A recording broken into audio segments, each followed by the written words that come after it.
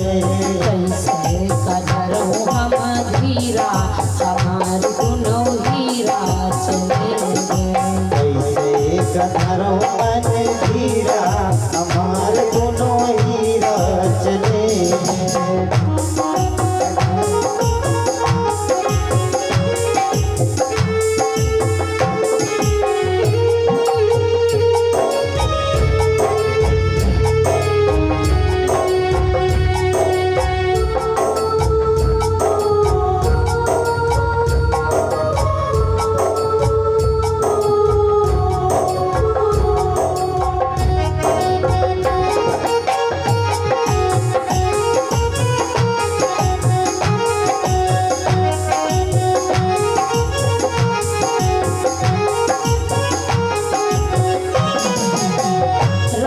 लखन सिया बन को चले गे, हाँ बन को चले गए।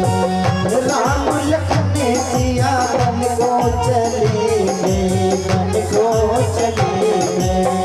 राम लखन सिया बन को चले गए, हाँ बन को चले गए। राम सिया बन को चले गए, बन को चले गए। धरी के भेष फकीरा, धरी के भेष फकीरा हमार दुनो हीरा चले गए। मन धीरा हमार दोनों हीरा चले गए।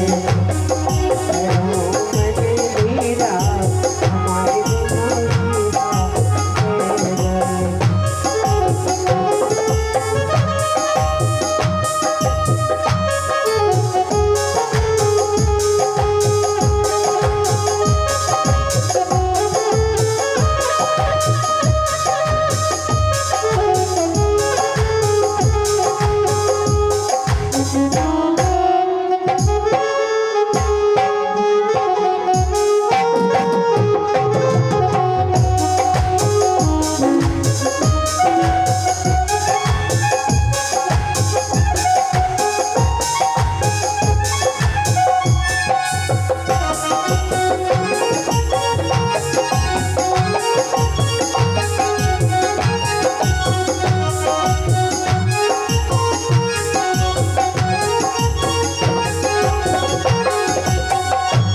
पक्षी सब व्याकुल भये हैं, हाँ व्याकुल भये हैं। पशु पक्षी सब व्याकुल भये हैं, व्याकुल भये हैं। पियत न सरयू का नीरा, पियत न सरयू का नीरा हमार दुनो हीरा चले गए। करो मन धीरा हमार दोनों हीरा चले गए। करो मन धीरा हमार दोनों हीरा चले गए। जनक दुलारी सीता चली गई, हाँ सीता चली गई। जनक दुलारी सीता चली गई, है सीता चली गई। जनक दुलारी सीता चली गई, हाँ सीता चली गई। जनक दुलारी सीता चली गई, है सीता चली गई। हुई रहे प्राण अधीरा, हुई रहे प्राण अधीरा हमारे दुनो हीरा चले गए। कैसे करो मन धीरा हमार दोनों हीरा चले गए। कैसे करो हम धीरा हमारे दुनो हीरा चले गए। कैसे करो हम धीरा हमारे दुनो हीरा चले गए। आज मैया कौशल्या जी बड़ा निवेदन करती कि मैं धैर्य रखूं तो कैसे रखूं। आज मेरे प्राणों के प्रिय मेरे राम चले गए मुझे छोड़ करके। मेरी अवध की दुलारी, जनक की दुलारी, मेरी पुत्र वधू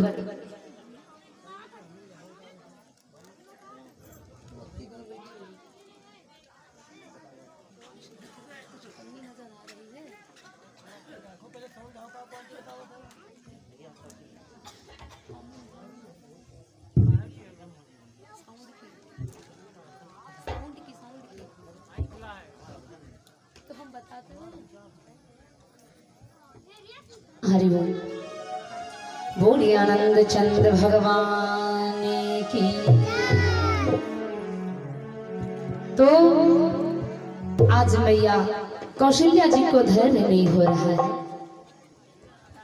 सभी रथ के पीछे पीछे निकल लिए, जाकर के भगवान तमसा नदी पर विश्राम लेते। और जब भगवान तमसा नदी पर पहुंचे, वहीं पर रात्रि को विश्राम किया। और जब रात्रि में भगवान विश्राम किए तो अपनी माया छोड़ी। आज जब भगवान ने माया छोड़ी अयोध्या के भक्तों के ऊपर, आज समस्त जितनी प्रजा थी रात्रि में निंद्रा आ गई। और जैसे निंद्रा आई नहीं कि भगवान वहां से रात ही रात निकल लिए रथ पर बैठकर। मंत्री सुमन बड़ा पश्चाताप करता है कि एक दिन समय था कि मैं इन्हीं राघवों को अपने घोड़े पर बिठा करके अयोध्या भ्रमण करवाया करता था। आज इतना अभागा मैं हो गया, आज इतना अभागा मैं हो गया कि आज उन्हीं राघवों को घोड़े पर बिठा करके छोड़ने जा रहे हैं जंगल में। ऐसे में जब माया के वजह से पूरी प्रजा सो जाती है, मेरे राघव रात ही रात वहां से निकल लेते हैं। श्रृंगेरपुर में भगवान पहुंचे, जहां पर गुह निषाद से थोड़े दुख सुख की चर्चा हुई। क्योंकि कहीं पर भैया ये जो सुख है और दुख है, अपने ही कर्म से प्राणी दुख पाता है और अपने ही कर्म से प्राणी सुख पाता है। और लक्ष्मण जी कहते भैया को हमारे दुख कैसा, क्योंकि भैया तो दुख को दूर करने वाले हैं। आज मेरे राम जब श्रृंगेरपुर से निकले, सुमंत के साथ चलते चलते भगवान गंगा नदी के किनारे पहुंच गए। बाबा जी भाव देते हैं कि बरबस राम सुमंत पठाए और सुरसर तीर आप तब आए। जिस समय भगवान गंगा नदी के किनारे पहुंचे, मंत्री सुमंत को वापस कर दिया और भगवान गंगा नदी के किनारे खड़े हैं। भगवान गंगा नदी के किनारे खड़े हैं और आज भगवान भक्त से नैया मांग रहे हैं। नाविक से भगवान नैया मांग रहे हैं, भैया अपनी नैया लाओ। क्योंकि गोस्वामी जी लिखते हैं कि मांगी नाव ना केवट आना, ओ कही तुम्हारे मरम मैं जाना। भवानी जी कथा सुन रही है, भोले बाबा कथा श्रवण करा रहे हैं। जैसे भोले बाबा ने ये चौपाई सुनाई कि मांगी नाव न केवट आना, और कहे तुम्हारा मरम में जाना। भवानी माँ को शंका हो गई, स्वामी ये आप क्या कह रहे हैं? जब भगवान स्वयं ब्रह्म हैं तो नैया काहे को मांग रहे हैं? मांगी नाव न केवट आना। और भैया जहाँ पर किंतु परंतु लेकिन अगर मगर ना इत्यादि शब्द लग जाएं तो फिर समझ लो काम में आगे कोई गड़बड़ी है, संकेत हो रहा है। मेरे राघव जी नैया को मांग रहे, मांगी नाव ना केवट नहीं आया।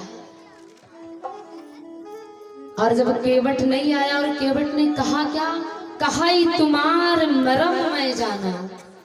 अरे भवानी जी कहती हैं, स्वामी अरे तू टोके की नौकरी करने वाला वो नौकर कह रहा कि हम तुम्हारे मरम को जानते हैं। और जब ये भगवान हैं तो इनका मरम तो कोई अयोध्या में नहीं जान पाया, जान पाया होता तो कहे को रोते अयोध्या वाले कि मरम न जानी सकी महतारी।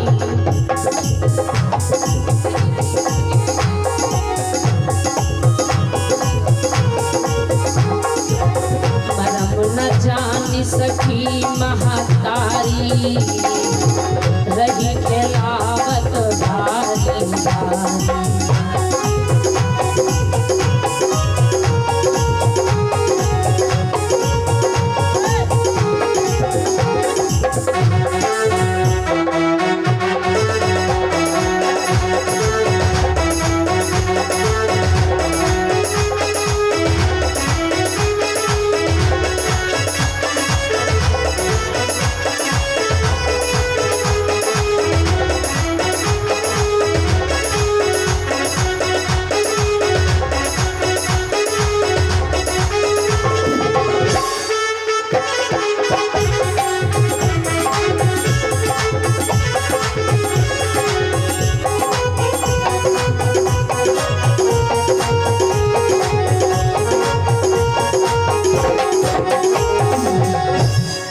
आज भगवती जी ने प्रश्न कर दिया, स्वामी भगवान का तो मरम तीनों माताएं नहीं जान पाई, और 2 टके की नौकरी करने वाला नाविक भगवान का मरम जानता है। स्वामी मुझे कथा श्रवण कराइए कि भगवान राम ने केवट से नैया क्यों मांगी, पहला प्रश्न। दूसरा प्रश्न भगवती जी करती हैं, अगर राम ने जब नैया मांगी तो केवट लाया क्यों नहीं? और महाराज फिर वो नाविक ने ये क्यों कहा कि हम तुम्हारे मरम को जानते हैं?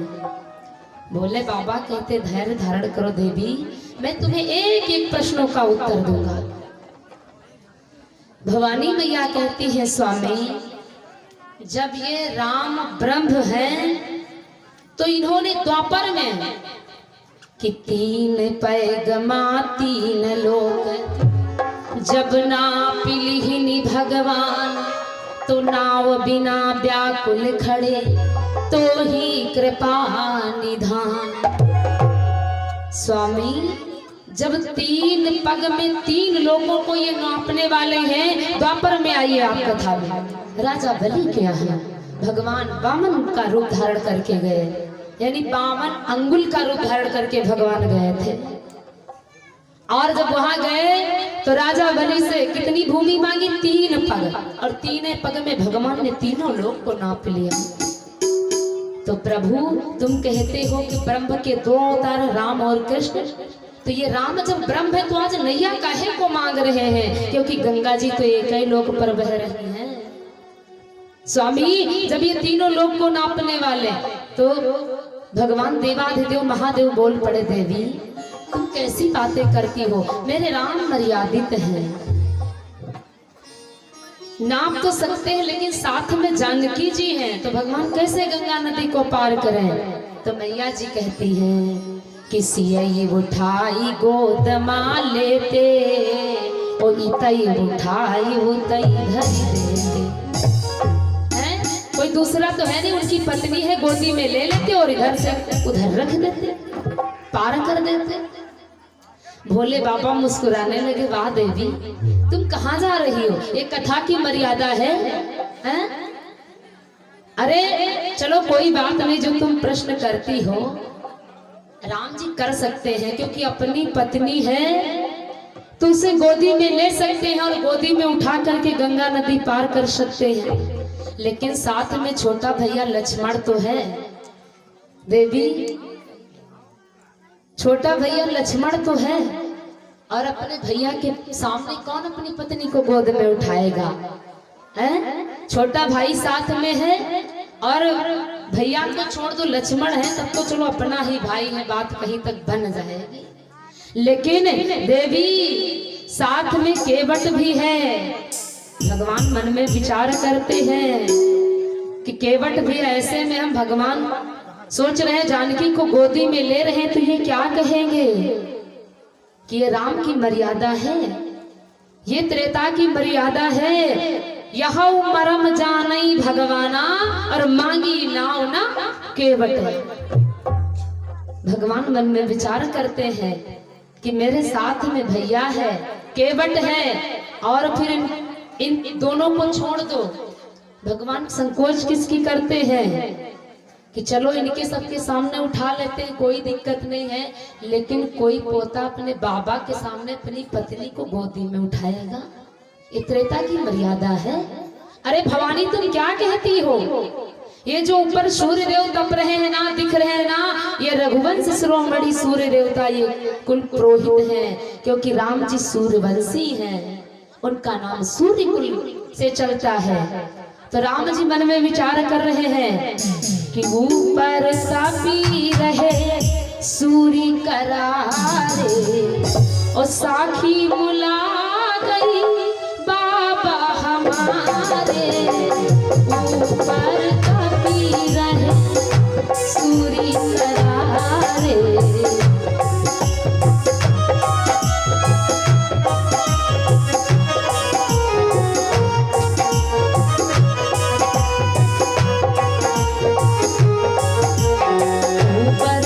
रहे सूर्य करारे, साखी मला गई बाबा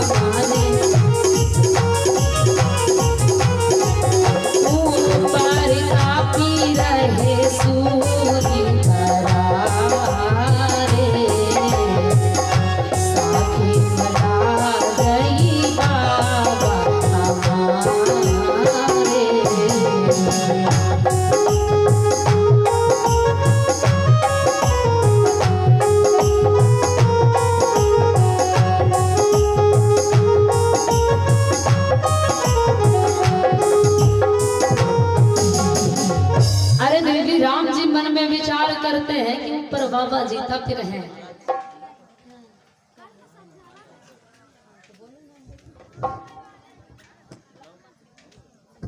हेलो, आइए कुछ भक्तगण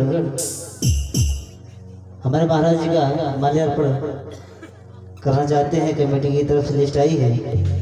सर्वप्रथम रेशमा गौरपुर। मैं जिन भक्तगणों के नाम ले रहा हूँ वो मंच पे आने की कृपा करेंगे। रेशमा गौरपुर, निधि गौरपुर, प्राची गौरपुर, आरती गौरपुर, अवंतिका गौरपुर, प्रियांशी गौरपुर, प्रीति घूरेपुर, सुधा गौरपुर, आंचल गौरपुर, ज्योति गौरपुर, लक्ष्मी गौरपुर। जितने भी भक्तों के नाम लिए गए हैं मंच पे आने की कृपा करेंगे।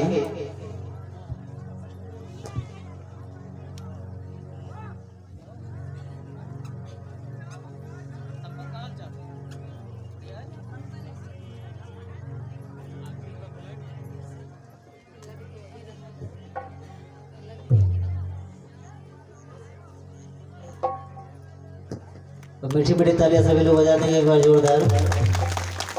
तो सच्चे दरबार की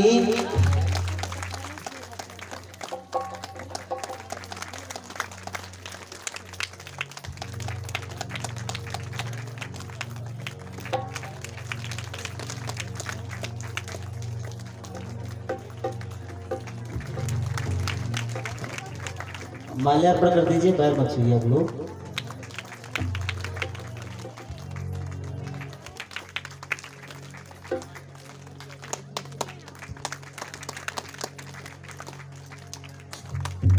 सच्चे दरबार की ये बात जोरदार गड़गड़ा के ताली बजा दीजिए, यहाँ तक आवाज आ जाए। क्या बात है। कहते झुकते वही है जिनकी बॉडी में जान होती है, झुकते वही है जिनकी बॉडी में जान होती है, वरना अकड़ कर पड़े ना तो मुर्दों की भी पहचान होती है। वो अपने जिंदा बैठे हुए जोरदार तालियां बजा दीजिए। तो शेरा वाली मैया की, तो सच्चे दरबार की।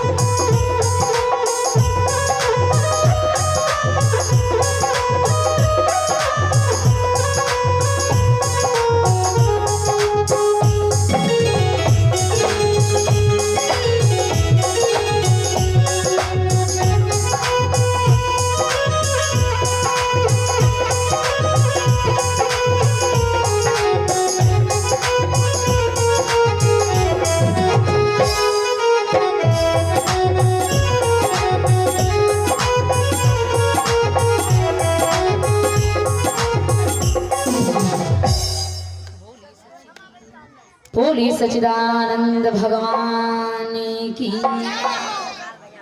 जिन भक्तों ने पुष्पहार से सम्मान किया, भगवान सदैव उनका समाज में सम्मान बनाते रहें और सद्बुद्धि प्राप्त करवाते रहें और धर्म कार्य में हाथ हमेशा बढ़ता रहे। तो अपने प्रसंग पर ध्यान देंगे। बात कहाँ पर चल रही थी अब भक्तजन बताएंगे।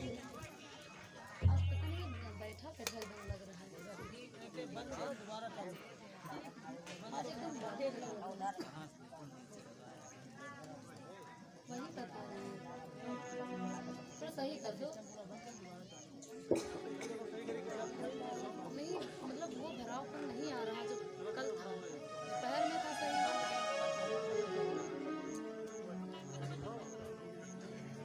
हाँ तो भाई आप लोग बताएं अभी अभी कथा कहाँ पर चल रही थी, क्या बता रहे थे? देखिए हम तो भूल गए ना, बताते रहते हैं तो भूलना तो संभव है। लेकिन आप लोग तो सिर्फ और सिर्फ बैठ करके सुनते हैं। तो अब आप लोग बताएंगे तब हम शुरुआत करेंगे, नहीं तो फिर बैठेंगे हम। हाँ, डट करके बैठो, कोई दिक्कत नहीं है।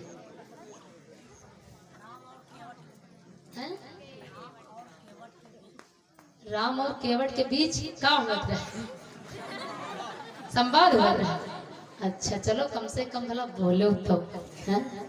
लगा तो कि कोई बैठा है पंडाल में, अन्यथा जब बोलते नहीं हो तो हमारे समझ में आता कोई है ही नहीं इसमें, तो बोले क्या? बोलिए आनंद चंद्र भगवान की।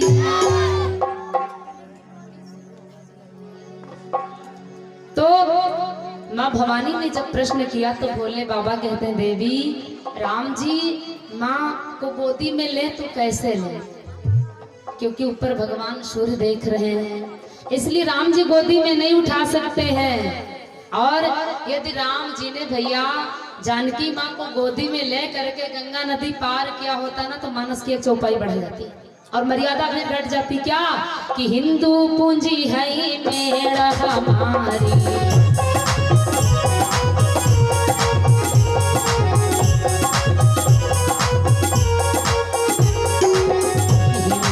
पूंजी है मेरा हमारी, रामचंद्र जी हो बहुत मनाई।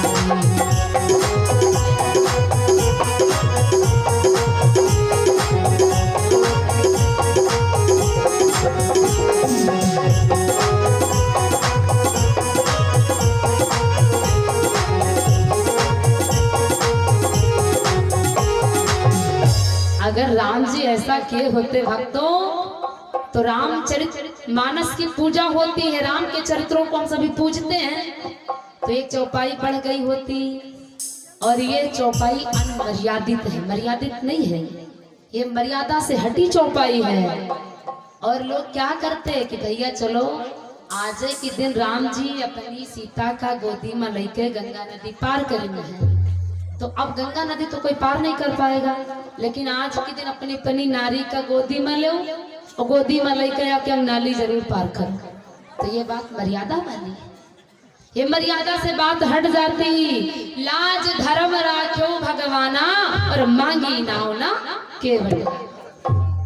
भगवान भक्तों की लाज धर्म को बचाने वाले हैं। अरे भवानी कारण है जो मेरे राम आज नैया को मांग रहे हैं। लेकिन भैया हमें ये जानना है कि भगवान नैया आखिर क्यों मांग रहे हैं? वो नैया कौन है, नैया किस चीज से बनी है जो राम जी नैया मांगना चाहते हैं?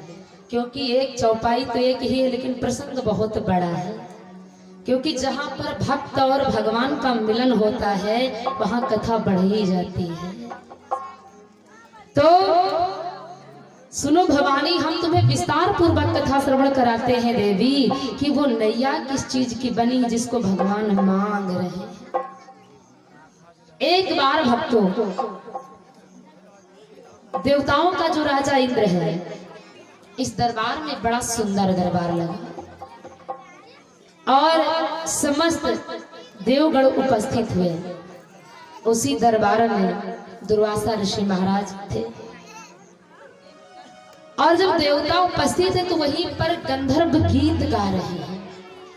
चित्रकेतु नाम का गंधर्व था जो देवराज इंद्र की सभा में बैठा गीतों को गा रहा था। और उसी समय दुर्वासा ऋषि महाराज का आगमन हो गया और वो चित्रकेतु भक्तों गाते गाते स्वर से बेस्वर हो गए। अच्छा, तो ये संगीत ऐसी चीज होती है जिनकी लगन लगी है संगीत से, तो कहो भैया इनका बहुत बड़ा मार हो जाए। हाँ, अभी हम गाएं और ये लोग बजा ना पाए और ये लोग बजा दे हम गा ना पाए, तो फिर जान लो महाभारत बनिया तैयार छठाई। हाँ, अभी तक 5 वेद है, 5वां वेद है महाभारत, लेकिन 6ठा महाभारत बन जाता है। गाने बजानों वालों में जब मिलान नहीं होता, क्योंकि ये क्या है, संगीत है। जब तक स्वर से स्वर नहीं मिलेंगे ना, तो ना ये लोग बजा पाएंगे ना हम गा पाएंगे। ठीक ऐसा ही हुआ। दुर्वासा ऋषि महाराज संगीत के बड़े शौकीन पहुंच गए और वहां पर चित्रकेतु गाते गाते स्वर से बेस्वर हो गया। जब चित्रकेतु बेस्वर हो गया तो दुर्वासा ऋषि महाराज को क्रोध आ गया, और जब क्रोध आ गया तो श्राप दे दिया कि देव श्राप मम अंगीकारा।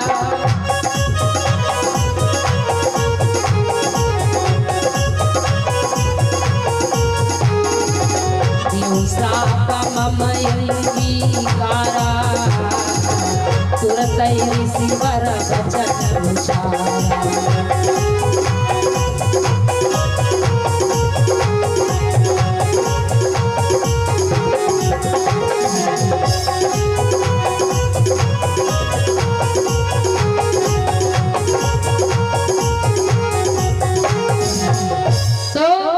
दुर्वासा ऋषि महाराज ने श्राप दे दिया, जाओ तुम जड़ वृक्ष हो जाओ। जब गाने का तरीका है नहीं तो क्यों गाने को बैठ गए, मेरा श्राप तुम वृक्ष हो जाओ। चित्रकेत भक्तों जब लगा श्राप तो घबराने लगा, दुर्वासा ऋषि महाराज के चरण पकड़ लिया, महाराज अरे मुझे क्षमा कर दो, कोई उद्धार का मार्ग तो बता दो, क्योंकि संत का वचन है और संत के वचन कभी टलते नहीं। एक बार भगवान का वचन टल सकता है लेकिन संतों के वचन नहीं टल सकते हैं।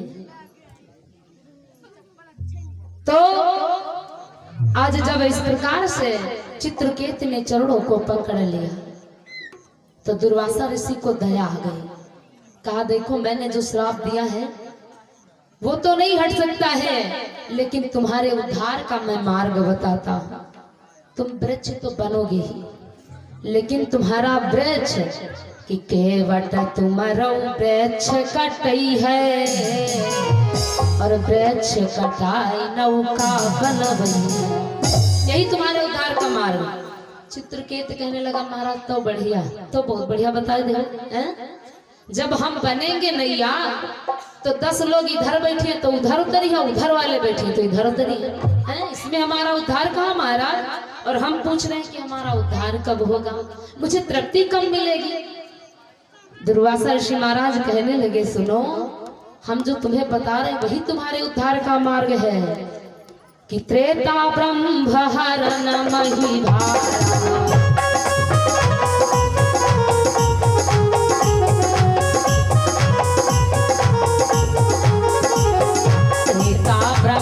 हरण महिभारा वही है रामचंद्र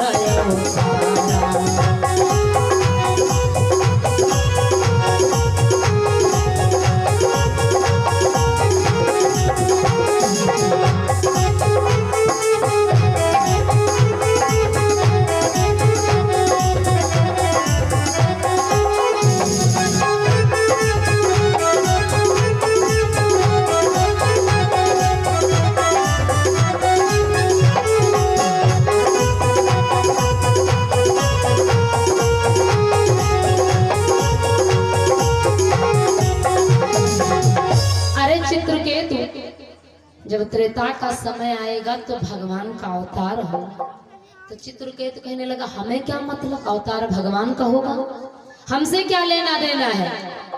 तो कहने लगी नहीं चित्रकेतु, तुम्हारा उद्धार तभी होगा क्योंकि जब ब्रह्म का अवतार होगा तो पितु के वचन मानी बन आई है, ओ गंगा पार करन प्रभु आई है। अरे तुम धैर्य धारण करो, जब तुम्हारी लकड़ी से नैया बनेगी ना तो भगवान पग यात्रा करते हुए आएंगे और फिर नैया को मांगेंगे, तुम्हारा उद्धार हो जाएगा। अब भगवान विचार करते हैं कि दुर्वासा ऋषि महाराज का श्राप है और ये नैया चित्रकेतु है, इसलिए मुझे महाराज के वचनों का पालन करना है। इसलिए भगवान विचार करते हैं भक्तों कि पैदल उतरी जाई हम गंगा